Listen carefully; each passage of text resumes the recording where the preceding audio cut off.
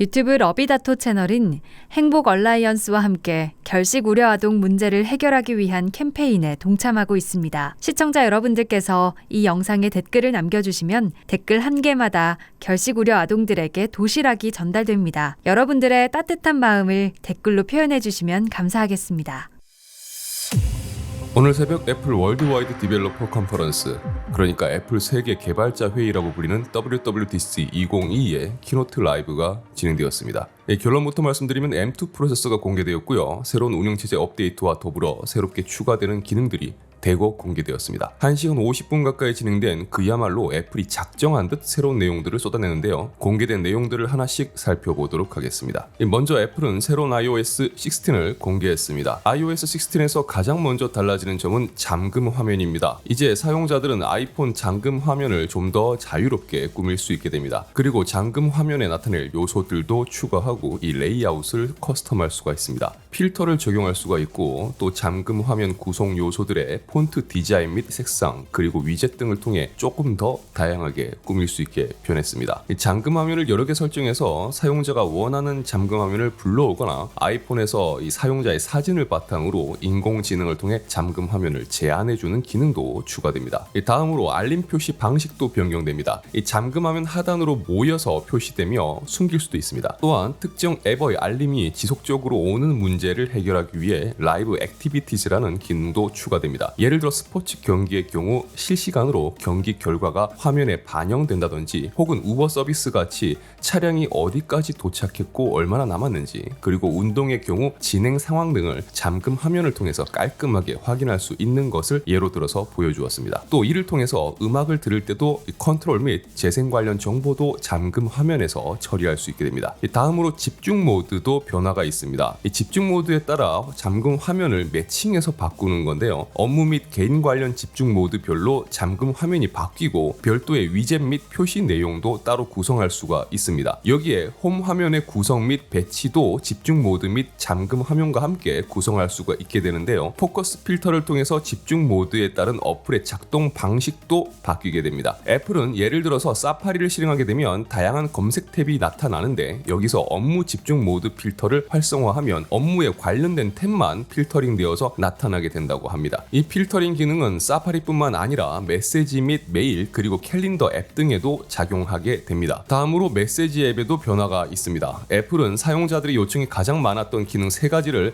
메시지 앱에 적용했다고 밝혔습니다. 첫 번째로 전송된 메시지를 이제 수정할 수가 있습니다. 다음으로 전송 취소 기능이 추가되어 잘못 보낸 메시지를 삭제할 수 있게 됩니다. 그리고 메시지를 읽지 않음으로 표시할 수 있는 기능이 추가됩니다. 자, 여기에 극인싸 전용 기능 중 하나인 쉐어플레이가 페이스타임과 메시지 앱으로 확장됩니다. 페이스 앱에서 쉐어플레이가 적용되는 어플을 사용할 수가 있고 쉐어플레이를 하면서 메시지 앱을 통해 대화를 나눌 수가 있습니다. 애플은 이를 통해 디즈니 플러스 같은 OTT에서 영화를 함께 보며 메시지 앱을 통해 대화를 나눌 수 있는 부분을 또 언급을 했습니다. 여기에 받아쓰기의 개발 중인 업데이트도 공개됐습니다. 애플은 시연을 통해서 받아쓰기가 이제 음성 입력과 터치 입력을 자연스럽게 전환할 수 있음을 보여주었습니다. 키보드가 계속 열려있는 상태에서 음성으로 입력을 하다가 자연스럽게 키보드 입력으로 넘어가는 것을 볼 수 있는데요. 또한 작성된 테스트 중 일부를 선택해서 음성 입력으로 내용을 바꿀 수도 있습니다. 여기에 이모티콘까지도 음성을 통해서 입력할 수가 있으며 이는 시리를 통해서 메시지를 보낼 때도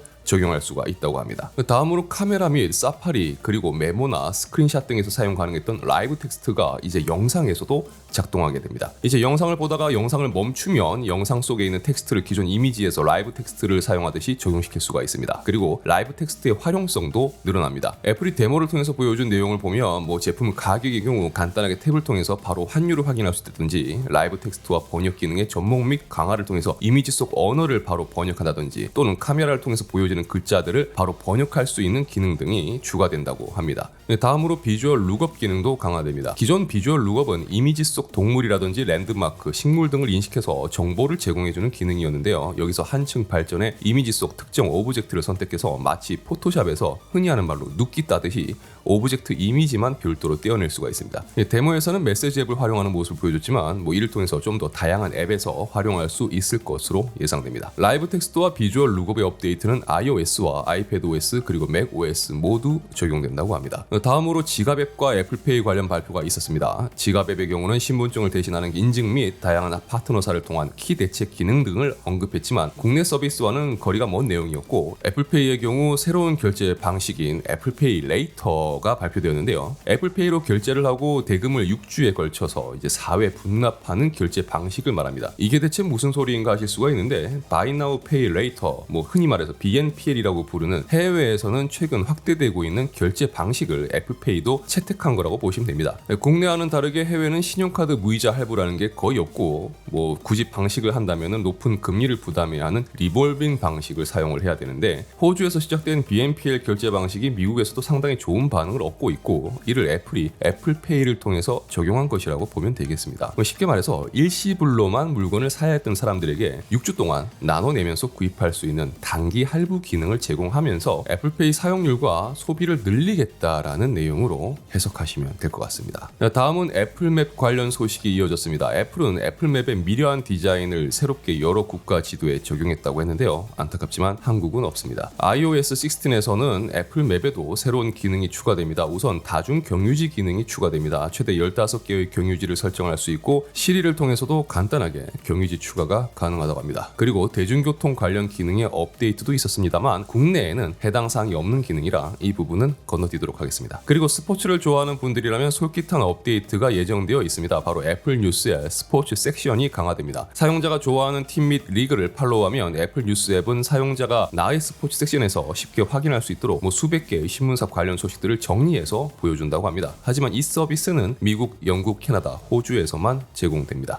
가족 공유 기능도 업데이트됩니다. 학생들의 스마트폰 중독 문제는 해외도 비슷한 것 같은데요. 애플이 가족 공유 기능에 새로운 업데이트를 통해서 부모들이 자녀의 애플 기기를 훨씬 쉽게 통제할 수 있게 만들었습니다. 자녀용 계정 개설 및 유해 컨텐츠 차단이 훨씬 쉬워진 건데요. 앱이나 영화, 도서, 그리고 음악 등을 자녀 연령에 맞게 제한 설정하는 방법이 더 쉬워지고, 새로운 애플 기기의 설정도 쉽게 할 수가 있게 바뀌었습니다. 거기에 자녀들이 기기를 사용할 수 있는 스크린 타임도 쉽게 제한할 수 있으며, 만약 부모가 정한 스크린 타임을 다 사용해서 자녀가 스크린 사용 시간을 좀 더 원한다면 이제는 메시지를 통해서 안내가 되고, 부모가 메시지 앱에서 응답해 주는 것으로 스크린 타임을 추가시킬 수 있는 방식으로 바뀐다고 합니다. 그리고 아이클라우드에 공유 사진 라이브러리가 생깁니다. 하나의 공유 라이브러리를 최대 5명이 공유할 수 있으며, 라이브러리에 저장된 사진 중 공유 라이브러리로 보낼 사진을 선택하면 공유 멤버가 이 공유된 사진을 확인할 수가 있습니다. 또한 새롭게 카메라 앱에 공유 라이브러리 버튼이 추가되어서 사진을 찍고 바로 공유 라이브러리로 전송할 수도 있습니다. 보안 부분에서도 새로운 기능이 추가됩니다. 이 세이프티 체크라는 기능이 추가되는 건데요. 이 대부분 가까운 사람과 여러 가지 정보를 공유하게 되는데, 만약 필요하다면 세이프티 체크 기능을 통해서 특정 대상의 데이터 접근 권한과 위치 공유를 즉각 중단시킬 수 있다고 합니다. 또한 이 기능을 활성화할 경우 개인정보 사용 권한이 모두 앱에서 초기화되고, 메시지 앱에 대한 접근도 차단하기 위해서 다른 기기들이 모두 아이클라우드에서 로그아웃되며, 메시지 앱과 페이스타임 접근은 사용자가 지닌 기기로만 제한된다고 합니다.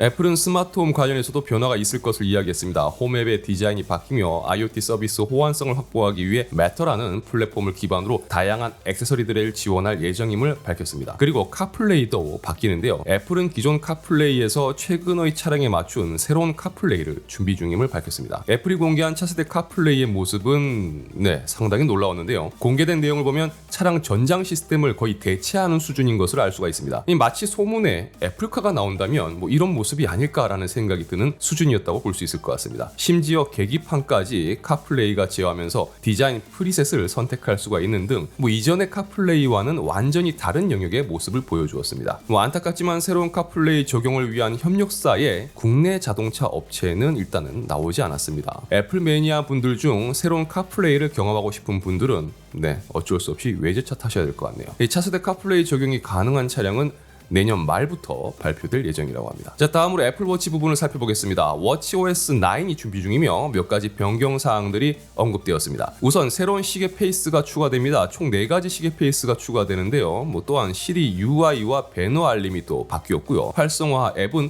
독 상단에 고정되어서 또 빠른 접근이 가능하게 바뀌었다고 합니다. 애플워치에서 강조하는 기능이라고 한다면 피트니스 부분일 겁니다. 새롭게 바뀌는 OS에서는 운동 관련 부분도 꽤 변화합니다. 우선 달리기 운동의 경우 수직 진폭과 활보 길이 그리고 지면 접촉 시간의 새로운 데이터가 측정되고 표기됩니다. 또한 사용자 운동 설정 항목도 바뀌어서 사용자의 운동 목적에 맞게 운동 설정을 진행할 수가 있다고 합니다. 그리고 사용자가 원하는 운동 강도 유지를 위해서 특정 구간에 맞춰서 설정한 값이 있다면 거기에 알림 기능도 추가할 수 있다고 합니다. 그리고 애플워치가 없는 사용자들을 위해서 드디어 아이폰에도 피트니스 앱이 추가됩니다. 아이폰에 있는 센서를 활용해서 사용자의 움직임을 측정해 운동량을 계산, 반영한다고 합니다. 또한 워치OS 9에는 가속도계와 심박 센서를 사용해서 사용자의 수면 단계를 감지하고 측정해서 앱을 통해 또 자세히 확인할 수 있게 지원한다고 합니다. 여기에 심방세동 관련해서도 심방세동 기록 및 불규칙 맥파워의 시간량 추적도 추가되었습니다. 그리고 워치OS 9에는 이제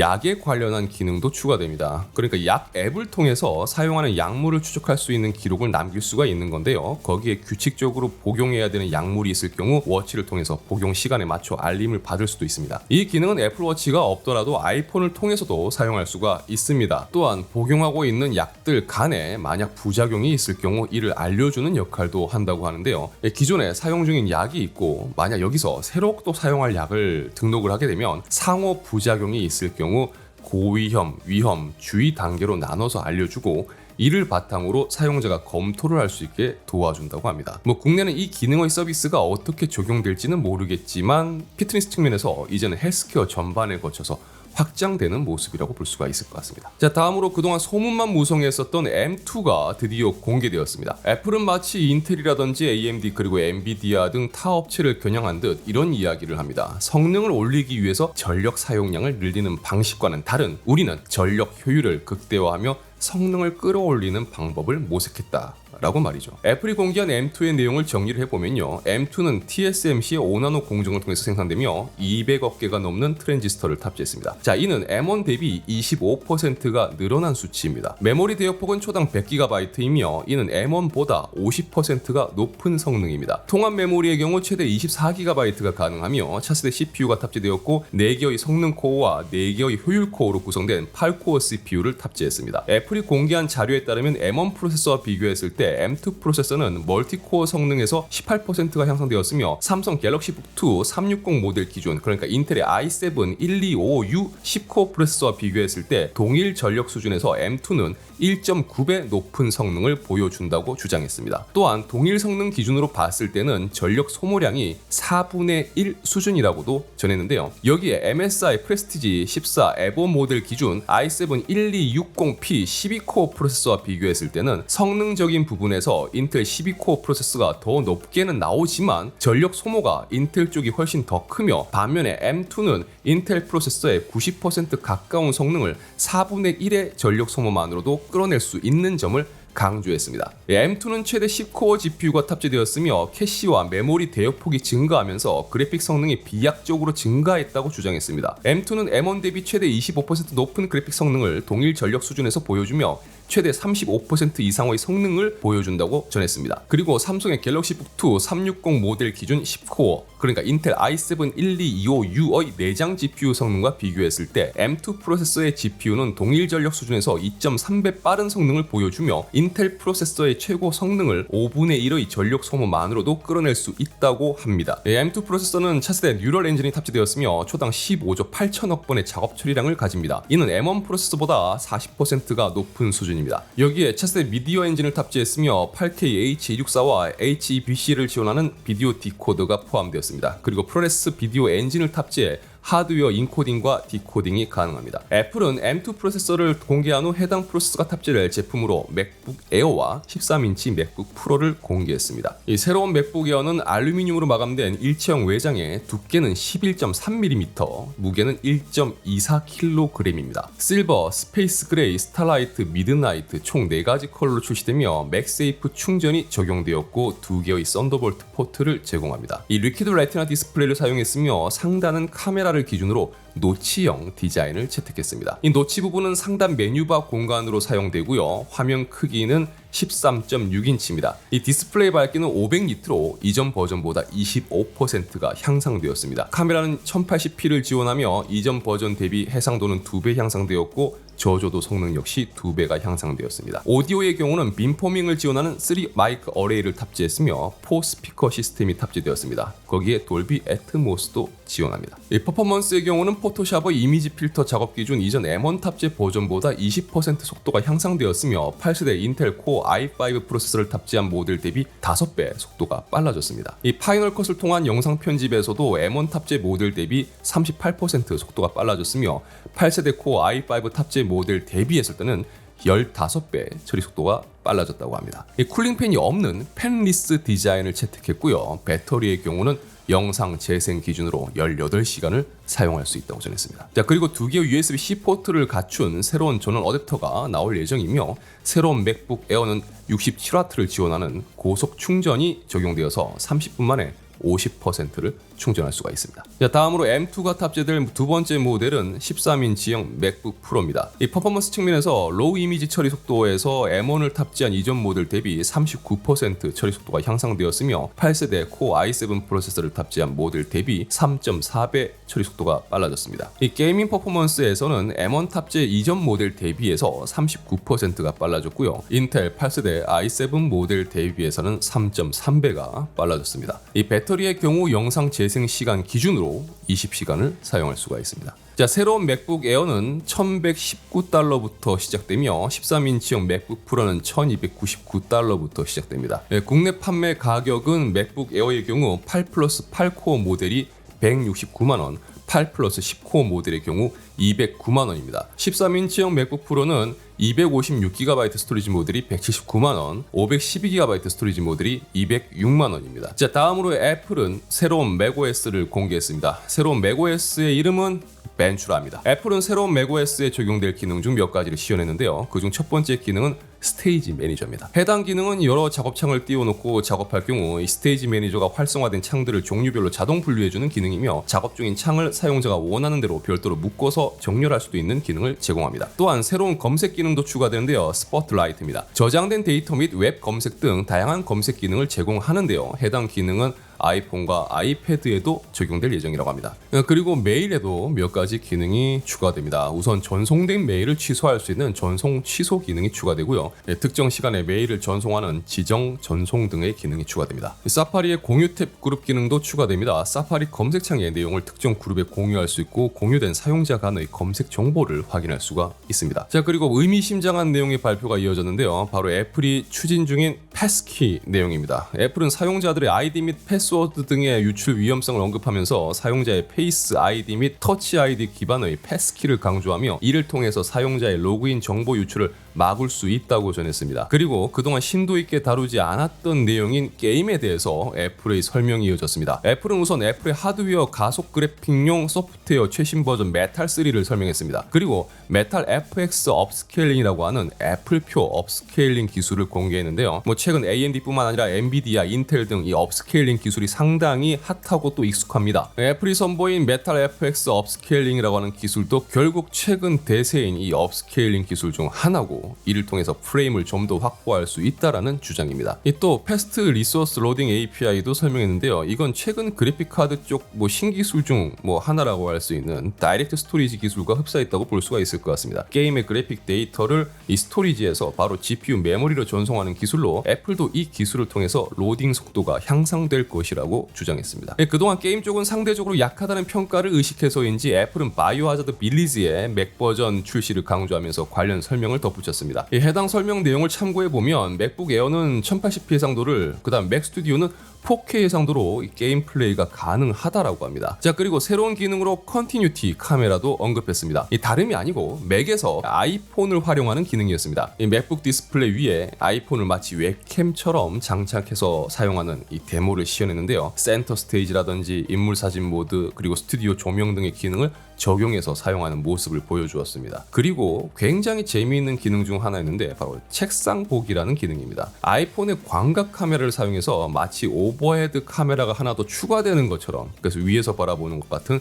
책상 이미지도 함께 출력해주는 기능이었는데요. 이 기능은 굉장히 흥미로웠습니다. 마지막으로 아이패드 OS 16도 공개되었는데요. 아이패드는 협업 기능이 굉장히 강조되는 모습이었습니다. 그룹 통화 및 메시지 중에 특정 작업창을 두고 이 프로젝트를 공유하면서 온라인 협업 진행이 가능한 점을 중점적으로 데모를 진행했습니다. 여기에 온라인 회의에서 참가자들이 서로 공유할 수 있는 이 브레인스토밍용 보드 역할을 하는 프리폼의 설명도 있었습니다. 아이패드에도 스테이지 매니저 기능이 추가되어서 윈도우 크기를 조절하고 사용 중인 앱들을 별도로 배열한 후 전환할 수 있는 기능이 이제 사용 가능해집니다. 그리고 외부 모니터 연결을 통해서 별도의 디스플레이 공간으로 확장해서 사용할 수도 있게 됩니다. 오늘 발표된 새로운 OS의 개발자용 베타 버전은 오늘 공개되며 이 공개 베타는 7월, 그리고 모든 OS의 사용자 버전은 올 가을에 출시된다고 합니다. 애플은 이번 키노트 발표를 통해서 엄청난 양의 새로운 내용들을 쏟아냈습니다. M2 프로세서는 전력 효율을 극대화하면서 이전보다 더 높은 성능 향상을 이끌어내는 데 성공했고요. 대규모의 OS 업데이트 및 달라지는 부분들과 새롭게 추가되는 기능들, 애플 제품을 좋아하고 사용 중인 분들이었다면 절대 이 1시간 50분 가까이 되는 발표 시간이 길게 느껴지지 않을 발표였다고 생각됩니다. 다만 애플 프로세서 발표 및 제품 출시 주기가 상당히 빠르게 진행되면서 M2 발표에서 M2를 강조하면서도 M1을 신경 쓰는 모습도 볼 수가 있었고요. 본격적으로 게이밍 관련해서도 힘을 쏟는 모습에서는 앞으로의 맥의 모습이 좀 기대되는 부분이라고도 할 수 있을 것 같습니다.